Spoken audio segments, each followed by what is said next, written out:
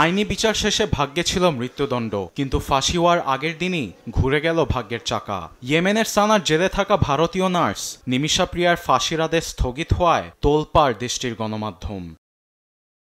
বুধবার নিমিষার ফাঁসি কার্যকর হওয়ার কথা থাকলেও তার 24 ঘন্টা আগে মঙ্গলবার এই দণ্ডাদেশ স্থগিত করল ইয়েমেনের বিচার বিভাগ। তবে মৃত্যুদণ্ডের রায়টি পুরোপুরি বাতিল করেনি ইয়েমেন সরকার। ঘটনার সূত্রপাত নিমিষার সঙ্গে ক্লিনিকের ব্যবসায় ইয়েমেনি অংশীদার তালাল আব্দ মাহদির সঙ্গে মতবিরোধ। দুজনের সম্পর্কের অবনতি হলে নিমিষার পাসপোর্ট কেড়ে নেয় মাহদি। সেটি উদ্ধারে তাকে ঘুমের ইঞ্জেকশন দেয় নিমিষা। ওভারডোজের কারণে মৃত্যু হয় মাহদির। ভয়ে তার দেহ টুকরো টুকরো করে কেটে পানির ট্যাঙ্কে ফেলে দেন ওই নার্স। ওই মাসে ইয়েমেন ছেড়ে পালানোর সময় ধরা পড়ে যান নিমিষা।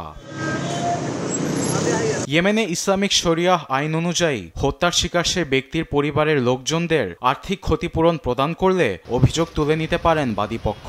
সেক্ষেত্রে দণ্ডাদেশ বাতিল হয়ে যায়। আন্তর্জাতিক সহায়তায় বাদীপক্ষের পরিবারকে ক্ষতিপূরণ $10 লাখ দেওয়ার প্রস্তাব দিয়েছে নিমিষার পরিবার, তবে সেটি গ্রহণ করেনি মাহদির স্বজনরা।